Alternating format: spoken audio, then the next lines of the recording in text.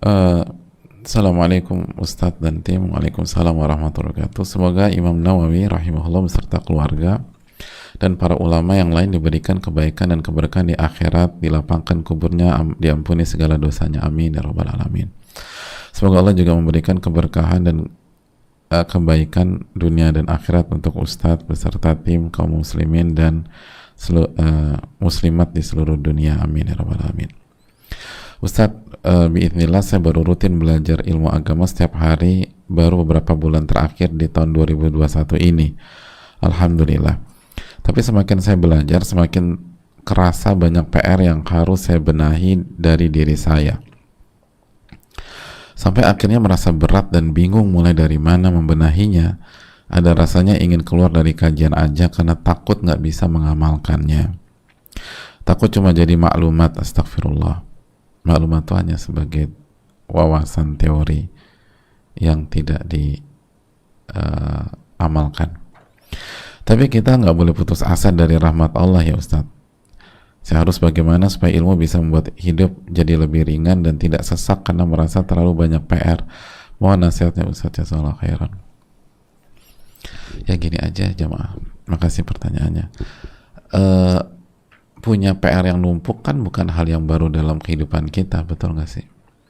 Waktu kita sekolah dulu, waktu kita kuliah, pernah nggak ngadepin hari-hari yang banyak banget PR-nya?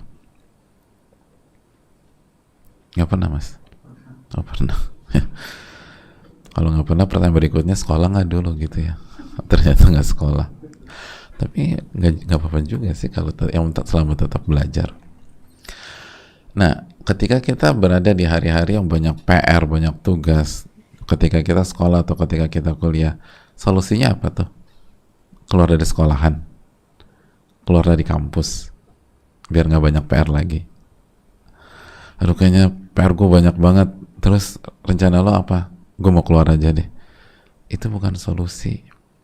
Itu talbis iblis. Itu talbis iblis. Kata para ulama, isbir ala murri ta'allum, atau man lam yasbir ala murri ta'allum falyasbir ala murril jahal, atau man lam yasbir ala alami ta'allum falyasbir ala alami al-jahal. Barang siapa yang tidak sabar bertahan menghadapi beratnya belajar, maka silahkan bersabar menghadapi pahitnya kebodohan. Jadi kata sebagian ulama tuh, belajar itu berat, tapi hidup sebagai orang bodoh jauh lebih berat. Jadi belajar memang berat, tapi hidup sebagai orang bodoh jauh lebih berat lagi. Di dunia sengsara, dibodoh-bodohin orang, dimanfaatin, ditipu, nanti di alam kubur kena lagi, di akhirat kena lagi. Makanya itu talbis iblis tuh. Aduh, aku kayaknya nggak kajian aja. Ya emang masalah selesai dengan cara demikian. Lalu yang kedua, kita tahu di hari kiamat itu kita akan ditanya tentang dua pertanyaan yang berkaitan dengan ilmu kita. Sebagaimana hadis Tirmidzi rahimahullah, kan Nabi SAW bersabda, la tazulu qadama 'abdin yawmal qiyamah hatta yus'al an arba'. Kaki seorang hamba itu tidak akan beranjak dari sisi Allah sampai ditanya tentang 4 perkara. Di antaranya apa? Wa an ilmihi madza amila bih. Dia akan ditanya tentang ilmunya dan bagaimana dia mengamalkan ilmunya tersebut. Jadi pertanyaan tentang ilmu itu dua, hadirin. Yang pertama dia ditanya tentang ilmunya, ngaji apa enggak. Lalu setelah itu ditanya, dia amalin enggak tuh. Jadi orang yang nggak belajar, orang yang nggak ngaji, maka langsung kena di pertanyaan pertama dalam konteks ini. Jadi kenanya ditanya tentang ilmunya, belajar apa enggak, kena udah dia. Nah, orang yang tidak mengamalkan apa yang dipelajari, kenanya di pertanyaan kedua. Atau yang lebih tajam lagi, orang yang nggak belajar, nggak nuntut ilmu, maka dia akan kena di pertanyaan pertama sekaligus langsung kena di pertanyaan kedua. Karena ketika dia nggak belajar, otomatis dia nggak ngamalin juga. Jadi dua kenanya. Ya nggak sih? Jelas? Kan gitu. Gitu. Dikasih PR-nya itu kita belum pelajari karena waktu itu kita bolos. Akhirnya kita nggak ngerti, dan ketika kita nggak ngerti, PR-nya kita nggak kerjain. Jadi apakah PR kita selesai dengan kita nggak ngaji? Kan itu poinnya. Kalau bisa selesai sih asik juga ya. Enak nggak sih? Kita punya PR kehidupan 320 PR. Solusinya adalah berhenti dari kajian. Itu bagus loh, seru loh. Kalau bisa, enak kan? Oh, geleng-geleng. Enak gak sih? Hah? Kok nggak bagus? Kalau bisa kayak gitu, atau ngerti pertanyaannya gak sih? Ya Allah. Lau salamna jadalan, itu kaidah logika para ulama. Kalau logika itu bisa diterima, kok nggak bagus? Kalau logika itu bisa diterima, kalau logika itu bisa diterima, enak banget gitu. Semua PR kehidupan kita bisa diselesaikan dengan berhenti belajar. Wah, asik itu jamaah. Tapi apakah itu benar? Apakah bisa? Kan nggak bisa. Nggak bisa, hadirin. Berarti itu bukan cara berpikir yang Allah anugerahkan, itu bisikan syaitan. Karena dengan kita berhenti belajar,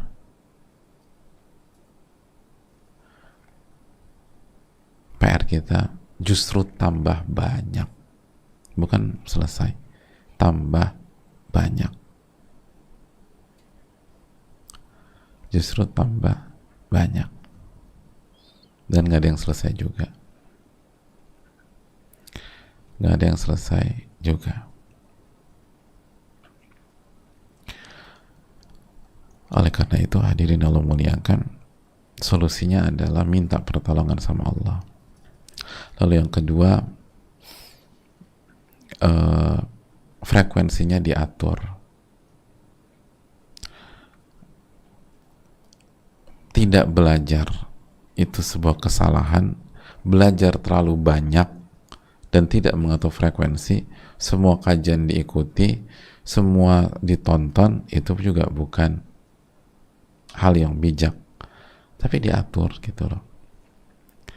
Makanya kenapa para ulama misalnya merekomendasikan Riyadhus Shalihin, dan para ulama itu banyak yang mengkaji Riyadhus Shalihin itu setiap sholat loh dibacakan, dijelaskan sedikit. Jadi sehari itu bisa misalnya 2-3 kali di banyak masjid itu, di belahan dunia, bukan hanya di Indonesia aja. Itu banyak yang demikian. Nanti pada subuh, pada zuhur, pada asar dibacakan Riyadhus Shalihin.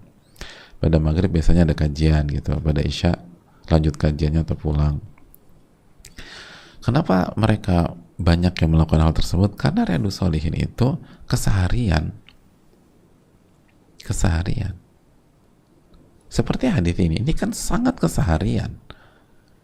Dan mundurnya kita dari hadis-hadis seperti hari ini misalnya, itu kan nggak menyelesaikan masalah. Justru yang harus kita poin yang harus kita miliki adalah yang membuat kita capek itu bukan kajian di hari-hari ini, tapi kesalahan pola hidup kita selama puluhan tahun sebelumnya. Itu yang jadi masalah. Jadi yang harus dirubah itu yang salah, bukan yang benar. Bisa dipahami nggak? Jadi kan ini permainan syaitan. Syaitan ingin menyalahkan pola yang sudah benar, agar kita menghentikan pola hidup yang sudah benar dan kita semakin hancur dan berantakan. Misalnya kita baru belajar 3 bulan, dan 3 bulan itu kita baru sadar ternyata PR saya banyak banget ya. Nah, ketika ketika PR kita disingkap oleh Allah, yang menyebabkan PR itu bertumpuk itu pola yang mana? Yang sekarang atau yang masa lalu? Yang salah, pola yang salah. Yang menyebabkan itu PR bertumpuk, itu pola yang sekarang atau pola masa lalu? Masa lalu. Lalu kok yang diberhentikan yang sekarang? Berarti pola yang sekarang udah benar atau belum? Hadirin. Pola yang sekarang yang belajar. Ini kita bicara secara global ya, kita nggak bicara detail, breakdown segala macam. Tapi pola hidup, yaitu mengisi waktu dengan belajar dan harus belajar agama, itu udah benar atau belum? Udah benar. Nah, yang benar itu di-ignore, dicoret, diberhentikan atau dilanjutkan? Dilanjutkan. Tapi syaitan membisikkan apa? Keluar. Itu permainan syaitan. Makanya kita minta taufik dari Allah. Harusnya kita berhentikan itu pola masa lalu kita yang terbukti bikin PR kita numpuk, bukan yang udah benar diganti, gitu loh. Bukan yang udah benar dicoret karena merasa. Jadi semakin belajar semakin tahu kesalahan. Itu poin. Ini tuh hampir mirip dengan orang yang nggak mau general check up karena takut ketahuan semua penyakitnya. Emangnya kalau nggak general check up penyakitnya itu hilang? Ya belum. Secara umum kan enggak. Ya kecuali kalau lo hilangkan ya bisa ya. Tapi lebih baik Anda tahu sekarang sehingga bisa preventif. Ketidaktahuan kita terhadap PR-PR kita itu bukan berarti menyelesaikan PR-PR tersebut, itu poinnya. Nah, poin berikutnya, harusnya nih, ketika kita belajar dan satu demi satu PR diri kita terungkap dan terkuak, kita harusnya bersyukur sama Allah, karena berarti Allah masih kasih waktu kepada kita untuk memperbaiki PR-PR tersebut sebelum terlambat, sebelum sakratul maut, sebelum kita dihisab sama Allah Subhanahu wa Ta'ala. Harus bersyukur. Coba kalau kita nggak belajar dan kita merasa fine-fine aja, tiba-tiba semua udah terlambat. Semua udah terlambat. Ada orang merasa sehat-sehat aja, fine-fine aja, ketika dicek stadium 4 terminal darah. Jadi hadirin, ini kesempatan dari Allah. Perbaiki. Harusnya kita bersyukur, bukan galau.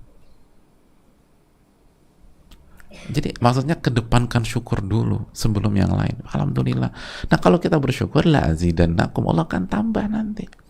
Nah, kalau kita udah galau duluan, akhirnya kita lupa bersyukur. Ketika kita lupa bersyukur, inna adzabi lasyadid, adabku sangat pedih. Emang permainan syaitan ini jago, jamaah. Illa man rahimah rabbuh, kecuali orang yang dirahmati dan dijaga oleh Allah.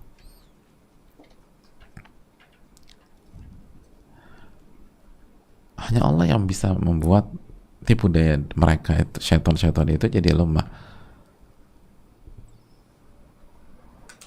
Jadi hadirin yang Allah muliakan,